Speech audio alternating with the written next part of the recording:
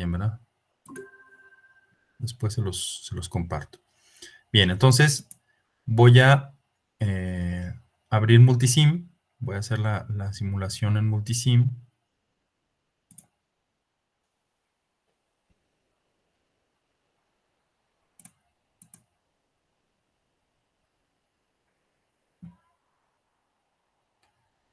Aquí tengo Multisim.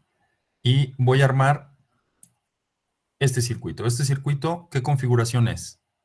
El que estamos viendo aquí. ¿Qué tipo de configuración tengo? Autopolarización con decidido. Autopolarización, ¿verdad? Entonces voy a abrir mi circuito. Déjenme ver si lo tengo por aquí. Divisor de tensión. Aquí está, autopolarización. Entonces aquí tengo un circuito de autopolarización con estos valores. Entonces, lo que yo quiero ver primero es si efectivamente me está amplificando, ¿verdad? Entonces sí, ahí tengo mi entrada, que es 1 milivolt, y la salida me la está amplificando hasta prácticamente 2.2, 2.3 milivolts. Es decir, que me está amplificando 2.3 veces. Pero, si ustedes observan, la resistencia es muy grande. Estoy utilizando 1 teraohm. Entonces, lo que voy a hacer, la voy a bajar. Y ahora voy a poner 1 kilo ohm. Vuelvo a correr mi simulación. Y ustedes se fijan que ya bajó la salida a un poquito arriba de 0.5 milivolts. Es decir, ya no me está amplificando. Ya se cayó mi voltaje a la salida porque ya la resistencia ya no es tan grande y empieza a pedir una corriente eléctrica, una intensidad al circuito. Y mi circuito ya no puede mantener ese voltaje. Si yo pongo un cortocircuito, o casi un corto, por ejemplo, le voy a poner un ohm, observen que ya el voltaje se me fue prácticamente a cero. Como lo habíamos dicho, el voltaje se vuelve prácticamente cero en un cortocircuito. Si fijan, son microvolts. Pues es, para efectos prácticos, cero, ¿verdad? ¿Y qué pasa con la corriente? Bueno, pues vamos a medir la corriente, ¿verdad? Yo pongo aquí un medidor de corriente, le digo que me simule y observen, déjenme quitar este voltaje, que la corriente, como es una resistencia, trata de mantenerse a todo lo que le pueda dar el circuito y es también prácticamente ya el límite, o sea, no puede dar más. La corriente promedio pues va a ser prácticamente cero. ¿Por qué? Porque mi circuito no soporta dar tanta corriente. Entonces, el simulador te dice, no le pongas una resistencia tan baja. Ok, le voy a poner 1 kilo.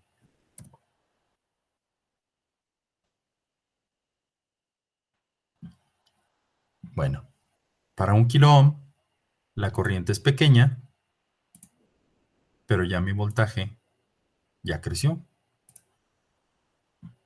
¿Sí? Entonces, si ustedes observan, aquí ya volví a recuperar otra vez algo del voltaje conforme empiezo a subir el valor de la resistencia. Eso es lo que me dice, en teoría, estas ecuaciones. Te dice, mira, la ganancia en circuito abierto siempre es mayor a la ganancia cuando tienes una resistencia de carga que no es infinita. Y aparte, yo tengo que tomar en cuenta que la mayoría de las fuentes de alimentación de corriente alterna van a tener una resistencia interna. Le vamos a llamar la resistencia de la fuente de alimentación en alterna. Ahí en el libro de texto, para no confundirla con esta RS, le ponen RSIG. Pero esa resistencia lo que representa es la resistencia máxima que te va a entregar la fuente o que tiene internamente la fuente, porque tampoco le puedes pedir que sea ideal. En la vida real, todas las fuentes tienen un límite de cuánto voltaje y cuánta corriente te pueden entregar. Entonces, imagínense que esta condición es una fuente ya más cercana a lo real que vamos a tener. Ustedes dicen, ok, yo tengo un micrófono y lo quiero amplificar para conectarlo a una bocina. Ok, entonces este va a ser tu micrófono y esta va a ser tu bocina, RL. Bueno, pues tu micrófono internamente tiene una impedancia, una resistencia. Inclusive ustedes pueden ver cuando van a comprar un micrófono que ahí les marcan cuánto es la impedancia de ese micrófono. Entonces a ti te conviene acoplarlo. Ya habíamos visto que RG tiene que ser muy grande para que no haya pérdidas por acoplamiento de impedancias. Como van a quedar en serie RSIG y RG, pues te conviene que RG sea muy, muy grande para tener una máxima transferencia de voltaje de entrada de la fuente hacia la compuerta. Y va a depender mucho entonces de cuánto valga esa resistencia interna. Y esa resistencia lo que va a provocar justamente es otra caída adicional de la ganancia de voltaje, que es lo que tengo aquí. Entonces, cada elemento que yo voy tomando en cuenta me va a ir afectando la ganancia de voltaje que tengo a la salida con respecto a la entrada. Y por lo tanto, debo de tomar en cuenta esos elementos a la hora que yo hago los cálculos para conocer la ganancia que le vamos a llamar total de mi circuito. Entonces, ¿cómo se calcula eso? Bueno, pues si nosotros hacemos el circuito equivalente de esta configuración, que era la de autopolarización, pues aquí ya teníamos el equivalente de mi transistor, ¿verdad? Con puerta, drenador y fuente. Aquí está, con su fuente de corriente dependiente del voltaje de entrada y su resistencia interna del transistor, RD minúscula. Aparte, pues tengo la resistencia en la compuerta, la resistencia en el drenador, y ahora quiero ver cómo tomar en cuenta RL y RSIG, RSIG. Bueno, pues lo que voy a hacer es el análisis del circuito. Y entonces, aquí en estas ecuaciones, ustedes se fijan que cuando yo tomo en cuenta RL, donde me afecta principalmente, pues es en la salida. Entonces tengo que hacer el paralelo de estas tres resistencias, es lo que tengo aquí. El paralelo de RD minúscula, que eso yo no lo controlo, es de mi número de parte del transistor, me lo da el fabricante. RD, que sí la defino yo. Y RL, que es lo que me define la carga que le voy a conectar. Eso lo puedo definir o ya está dado por el tipo de circuito que voy a conectar a la salida. Y obviamente eso está multiplicado por la transconductancia GM para darme lo que le vamos a llamar la ganancia con carga, AVL. La impedancia de salida, pues es lo que va a ver mi circuito que conecte a la salida. Entonces, si este es lo que yo estoy conectando en la carga, ¿qué está viendo? ¿Qué impedancia está viendo mi carga? Pues el paralelo de RD minúscula con la resistencia de drenador. Así de simple. La impedancia de entrada, bueno, ¿qué está viendo? Lo que conectes de aquí para acá. Aquí está tu impedancia de entrada. Bueno, tu impedancia de entrada pues es nada más RG porque lo que sigue es un circuito abierto. Entonces, estas dos ecuaciones se siguen manteniendo con respecto a lo que habíamos visto cuando analizábamos en circuito abierto. ¿Y qué pasa cuando ya quiero tomar en cuenta RSIG? Bueno, cuando ya tomas en cuenta RSIG, fíjense bien que aquí lo que te afecta es el voltaje de entrada. ¿Por qué? Bueno, porque vas a tener el voltaje que te entrega la fuente. Imagínense que aquí era 1 milivolt. como lo habíamos hecho en todos los ejercicios de simulación. Y voy a tener que aplicar un divisor de tensión, ¿verdad? Entonces, ¿a qué me daría igual ese divisor de tensión? ¿Quién me puede decir?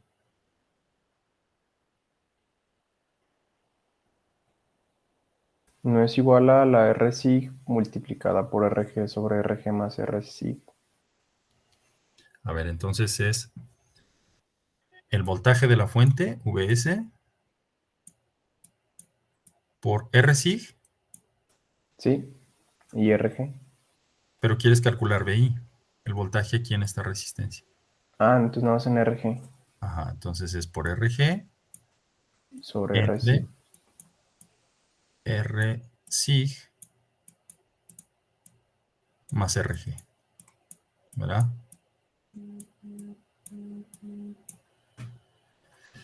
Y entonces, ustedes observan que mientras RG sea muchísimo mayor que RSIG,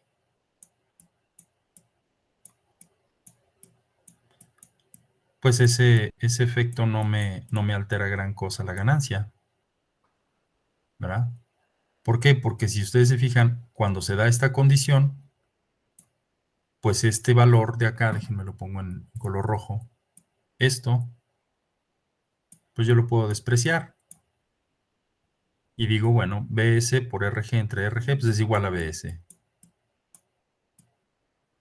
Entonces no me afecta realmente el divisor de voltaje. Pero cuando RSIG ya es igual o muy parecido a RG, ahí ya la cosa cambia. Imagínense que son iguales. ¿Qué va a suceder? Bueno, pues que ya tengo que tomarlo en cuenta. Y como aquí tengo RSIG, RSIG más RG, que es igual a RSIG, es 2. 1 sobre 2 es 0.5. Entonces tengo que el voltaje de entrada va a ser solo la mitad del voltaje de la fuente. Ya me tumbó la mitad del voltaje que voy a tener disponible para amplificar. Y si aquí es circuito abierto, pues entonces la ganancia que voy a tener es solo la mitad de lo que normalmente hubiera tenido si no existiera RSIG. ¿Ok?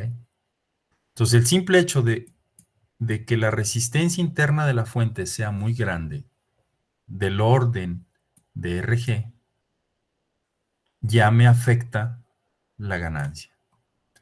Por eso insistíamos tanto en que RG tenía que ser muy grande para evitar justamente estas situaciones, porque la resistencia interna de una fuente de alimentación de corriente alterna o de corriente variable, pues puede llegar a ser algunas decenas de kilo ohms, 10, 20 kilo ohms.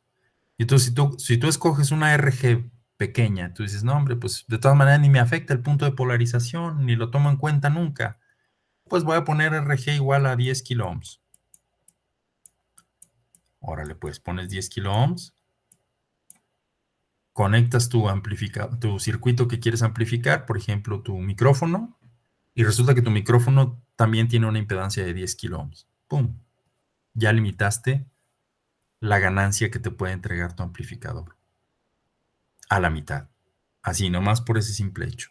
Pero ¿qué pasa si dices, no, no, no, no, no, a ver?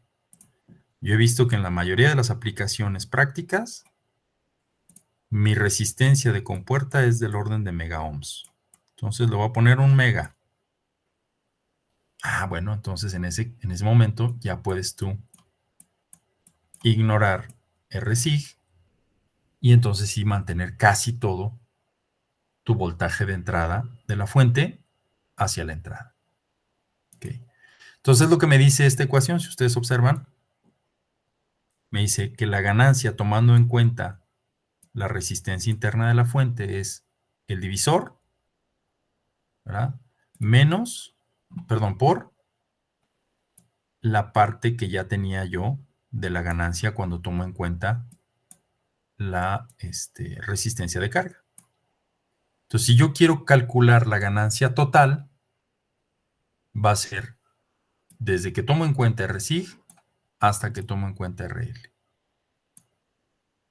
A eso es lo que le vamos a llamar la ganancia completa de mi circuito o la ganancia con el efecto de las dos resistencias, que es la ecuación 1.65. ¿Sí les queda claro? ¿O hay pregunta?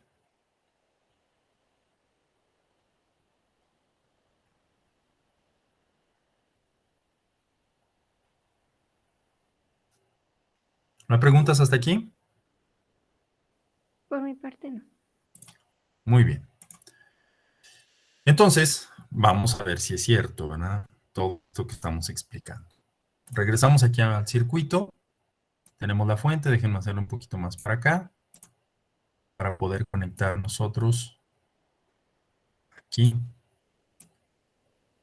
Voltaje de entrada.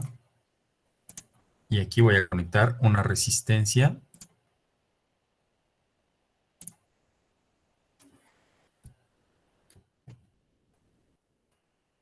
En serio, con mi fuente. Imaginémonos que esta es mi RSIG.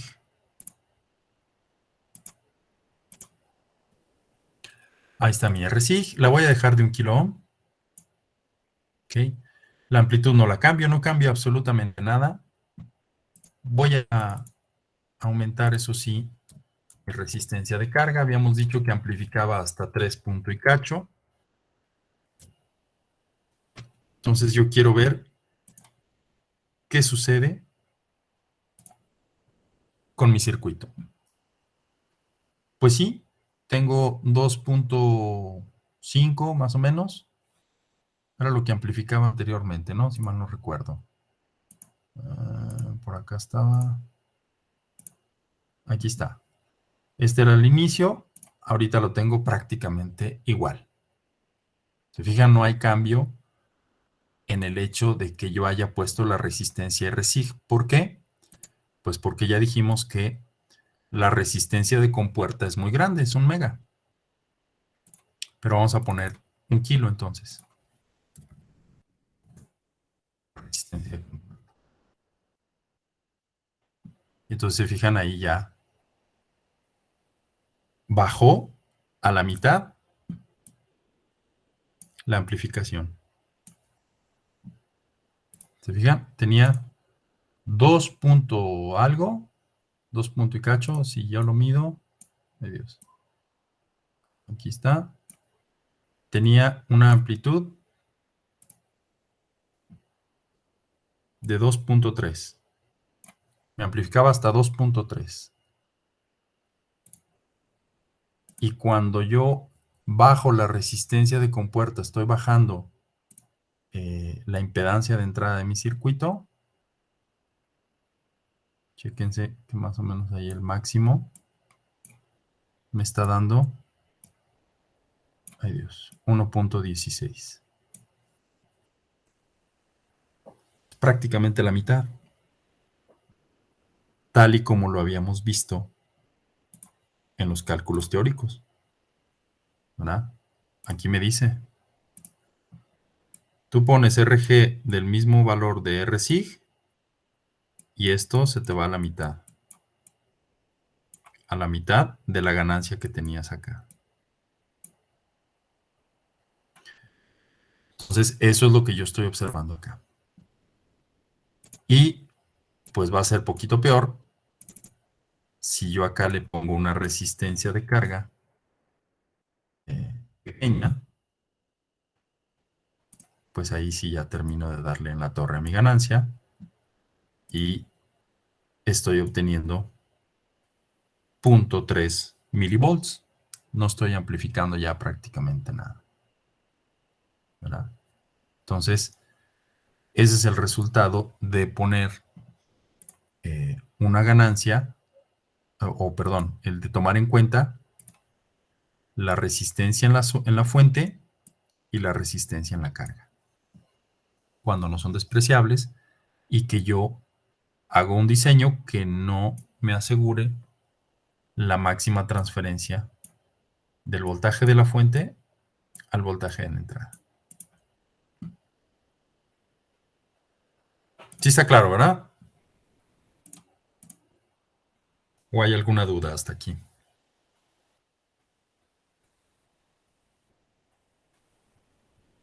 Y bien, bueno, aquí ya en los apuntes que les voy a compartir en la plataforma viene un ejemplo numérico, tal y como lo acabamos de hacer, pero con otra configuración. En este caso es una configuración divisor de voltaje. Lo primero, observen que casi siempre es el mismo procedimiento. Aquí no hay que inventar el hilo negro. Calculas el punto de polarización de tu transistor, o sea, bueno, las características, luego el punto de polarización, es lo que hago aquí. ¿Para qué? Pues para encontrar I de Q y BGSQ y con esos valores calcular GM. ¿Verdad? Calculo la transconductancia y con esa transconductancia ya puedo yo calcular la ganancia. Entonces, cuando yo tomo en cuenta el efecto de RL, pues la ganancia tiene un cierto valor. Cuando no lo tomo en cuenta, tiene un valor mayor. Tal y como ya lo explicamos de manera teórica en las ecuaciones anteriores. Entonces ahí vienen los gráficos. Sin el efecto de la resistencia de carga, tengo una ganancia casi de 6. Cuando meto una resistencia que ya no es demasiado grande, baja. Por ejemplo, en este caso son 5 kilo ohms, perdón, y baja hasta 4.1. Y cuando ya tomo en cuenta el efecto de una resistencia, en este caso me fui un poco al revés. Dije, no, pues voy a aumentar RSIG. Y puse RSIG del orden de magnitud de la impedancia de entrada. Y es lo que ya vimos ahorita. Te reduce a la mitad la ganancia del circuito. ¿Ok? Entonces, bueno, ahí lo pueden ver. El otro tema que quisiera ver también en la sesión del día de hoy es lo que se conoce como sistemas en cascada. Un sistema en cascada nos va a servir cuando tú quieres amplificar una señal muy pequeña de amplitud y llevarla al orden ya de milivolts o inclusive de algunos cuantos volts. Entonces, por ejemplo, imagínense que ustedes quieren censar el ritmo cardíaco de una persona. Y entonces consiguen unos electrodos, resulta que son unos electrodos capacitivos, los tienen que polarizar para que puedan funcionar, se los colocan en la piel al paciente y el médico les dice, ok, pues, ¿qué hago, verdad? Aquí están los dos cablecitos. Bueno, pues entonces generas tu circuito de polarización y dices, pues aquí está mi amplificador. Voy a utilizar un JFET porque son de muy bajo ruido, son rápidos para responder. Me gusta este tipo de configuración de amplificador de corriente alterna o de señal periódica y agarras tu señal de los electrodos. Imagínate que es un microvolt. Ahorita olvídate que son milivolts. Y entonces, tú agarras este amplificador y lo amplificas 10 veces. Y dices, con esto ya lo hice. A la salida, sin tomar en cuenta todavía la segunda etapa, pues lo que vas a tener son 10 microvolts. Eso difícilmente te lo va a poder distinguir de ruido eléctrico el osciloscopio o donde lo quieras desplegar. Que el osciloscopio va a decir, pues eso es 0 volts. Ya lo vieron acá en el caso de Multisim, ¿verdad? Observen cómo ve los microvolts. Acá estaba. Aquí está, ¿verdad? Entonces, si yo grafico una al lado de la otra, se ve como cero. Así me lo estaría enseñando el osciloscopio, ¿verdad? Como la línea azul. Así. Y yo diría, bueno, ¿y eso qué? Pues se supone que ya estoy amplificando, sí. Y estás amplificando bien. Y calculaste bien, porque te están multiplicando por 10 la ganancia. Pero tu amplitud es tan pequeña, un microvolt, que con una sola etapa de amplificación no va a ser suficiente. Y entonces lo que puedes hacer, y que normalmente hacemos, es meter una segunda etapa de amplificación a tu circuito, conectadas directamente una con la otra a través de tu capacitor de salida.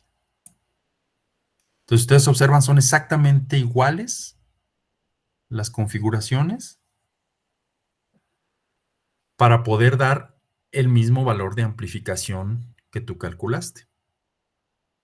Y en ese contexto, si aquí tú estás teniendo una amplificación de 10, aquí también vas a tener una amplificación de 10 en la etapa 1 y en la etapa 2. Entonces, ¿cuánto voy a amplificar al final? ¿Cuánto sería mi voltaje de salida?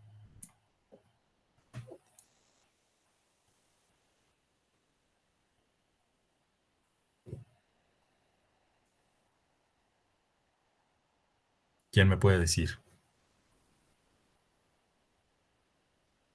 De 1 milivolt. ¿Un milivolt? Sí, porque son 100 microvolts, ¿no? No, entonces, a ver, serían 10 por 10 son 100, por unos 100 microvolts. 100 microvolts en milivolt es 0.1 milivolt. Es 0.1 milivolt, porque lo recorres 3 veces. Entonces, sigue siendo pequeño, a lo mejor me conviene, en todo caso, aumentar la ganancia. Bueno, pero eso es sin haber hecho yo la simulación del circuito, sin haber calculado ganancias. ¿Qué pasa si ya lo hacemos de manera práctica? Bueno, simulada. Bueno, entonces ya le ponemos un número de parte, decimos, ok, voy a agarrar el 5458. Y el 5458 tiene estos parámetros de BP y estos de IDSS. Otra vez el mismo procedimiento. Características del transistor que voy a usar. Calculo el punto Q de cada transistor. Como son iguales y son exactamente las mismas resistencias y el mismo voltaje de alimentación, pues entonces calculando ese punto Q, ya puedo yo determinar lo que me interesa principalmente, que es el VGSQ. Entonces, yo digo, VGSQ me da menos 1.08 volts. Ese va a ser mi voltaje de polarización para las dos etapas aquí. Para este transistor estoy calculando menos 1.08 volts. Y lo mismo para este otro transistor. Entonces, son exactamente idénticos. Una vez que ya tengo este valor de VGSQ, calculo GM, porque conozco BP y ya tengo VGSQ. Y con GM ya puedo calcular la ganancia de la primera etapa, que resulta que es 4.48, y puedo calcular la ganancia de la segunda etapa, que resulta que también es 4.488. Pero, si ustedes se fijan, no son idénticas las ganancias. Hay una cierta diferencia mínima, pero hay diferencia. ¿Por qué? Porque aquí, para la ganancia de la primera etapa, estoy tomando en cuenta la impedancia de la segunda etapa. Claro, fíjense bien. A la salida no tengo nada conectado, entonces RL es infinita. ¿Estamos de acuerdo? Pero aquí a la salida tengo la impedancia de entrada de la etapa 2 conectada. Ay, Dios.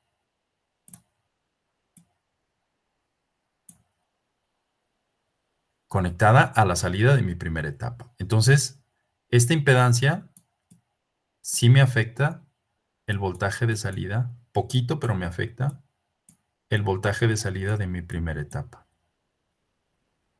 Es lo que estoy tomando en cuenta aquí. Este es el paralelo de RD con ZI2. Si ZI2 fuera del orden de RD, entonces esta ganancia se me desploma. Ya lo habíamos visto. Y bueno, para sacar la ganancia total, pues hago simplemente la multiplicación de las ganancias. AB1 por AB2, ganancia de la etapa 1 por la ganancia de la etapa 2, y eso me da pues aproximadamente 20. Entonces quiere decir que si yo aquí le estoy metiendo 10 milivolts, tengo que sacar 200 milivolts a la salida. Si le meto 1 milivolt, pues tengo que sacar 20 milivolts a la salida. Y en la simulación del circuito, lo que veo es que pues prácticamente obtengo eso, 18.6, 19. Siempre hay, como les comento, variaciones entre los cálculos teóricos y las simulaciones. ¿Qué pasa si ya conecto yo una resistencia de carga? Pues ya vimos que se me cae la ganancia, en este caso es de 10 kilos, de 19 cae a 15 aproximadamente. Y en los cálculos me dice que tendría que caer de 20 a 16. Pues más o menos ahí se mantiene. ¿Sí está claro? Entonces, ese es el efecto de que yo pueda tomar en cuenta dos etapas de amplificación conectadas una con respecto a la otra. Pregunta, ¿necesito forzosamente acoplarlas con capacitor o no?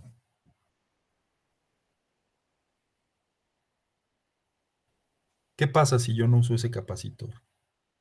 ¿Funcionará o no funcionará mi circuito? Creo que no funciona porque yo en la simulación a una no se me olvidó ponerle los capacitores y las curvas, bueno, las gráficas me daban bien raras. Entonces creo que Ajá. no funciona. ¿Por qué? ¿Qué hacen los capacitores? ¿Por qué siempre ponemos capacitores? Aquí y acá y acá. Son un montón. ¿En qué nos ayudan los capacitores?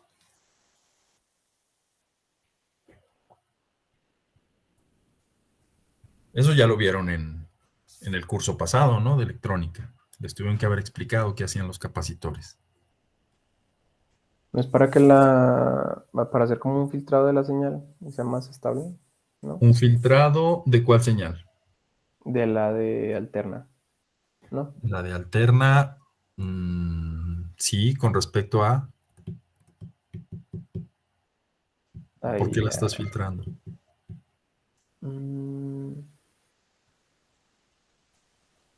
no me acuerdo. Bueno, para evitar ruido, ¿no? O sea, bueno, no sé. Ahí ya se me olvidó. No. Fíjense bien. Si yo no pongo capacitores, más, me voy a ir a un circuito un poquito menos elaborado, este que teníamos acá.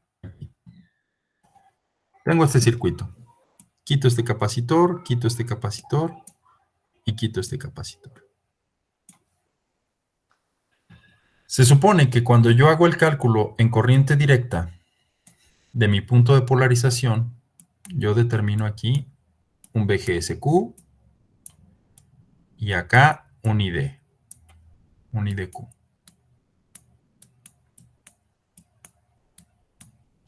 Y entonces todo muy padre. Lo ajusto justo donde yo quiero para que amplifique muy a todo dar mi circuito. Y en el momento en que yo prendo esta fuente, ¿qué creen que va a pasar?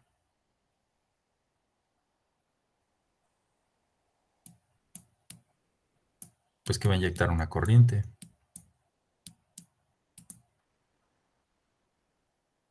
Y en ese momento, esta señal se suma con la que ya tienes aquí y te mueve todo tu punto de polarización. Y entonces ya te sacó de tu punto Q a tu amplificador. Y tú dices, no, pero espérame, es que esa nada más la quiero cuando yo voy a amplificar ya. No quiero que me afecte mi punto de polarización. Ah, bueno, para lograr eso, desacóplala. ¿Cómo? Con capacitores. Entonces, ¿qué es lo que hace el capacitor? Si ustedes se fijan, en corriente directa, DC o CD, tú ajustas tu punto de polarización, calculas tus resistencias y ya queda fijo. Y como es baja frecuencia, en realidad en corriente directa la frecuencia es igual a 0, los capacitores son circuito abierto.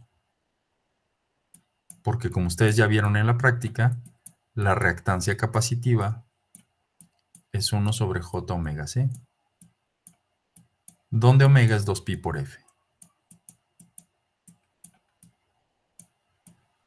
Entonces, si la frecuencia es 0, la reactancia es infinita. Es un circuito abierto. Entonces, todos los capacitores se abren. Y entonces no tengo por qué tomar en cuenta la existencia de esta fuente para poder calcular mi punto de polarización. No me afecta. Viene corriente directa, corriente alterna. ¿Se acuerdan que decíamos que se ponía en corto esto? Y que los capacitores también se ponían en corto. Porque ya la frecuencia ya no es 0. La frecuencia ya aumentó. Es 1 kHz, por ejemplo. Todos mis capacitores están calculados para que a 1 kHz tengan una resistencia tan baja que los pueda considerar como un cortocircuito prácticamente. Y una fuente de corriente directa, cuando la analizas en corriente alterna, se sustituye por un corto, porque su frecuencia es 0, la de corriente directa. Y entonces ahora sí, el punto de polarización sí va a estar oscilando, pero ya lo fijaste con estas resistencias y se mueve dentro de una zona que tú ya tenías prevista. Eso es lo que normalmente ustedes estudiaron en su primer curso de electrónica cuando vieron la polarización de los transistores bipolares. Entonces, volviendo a mi pregunta, si yo quito este capacitor, los conecto así directo, sí puede funcionar, claro que puede funcionar.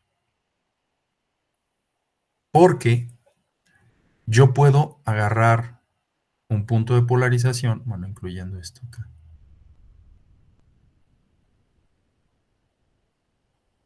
de todo este circuito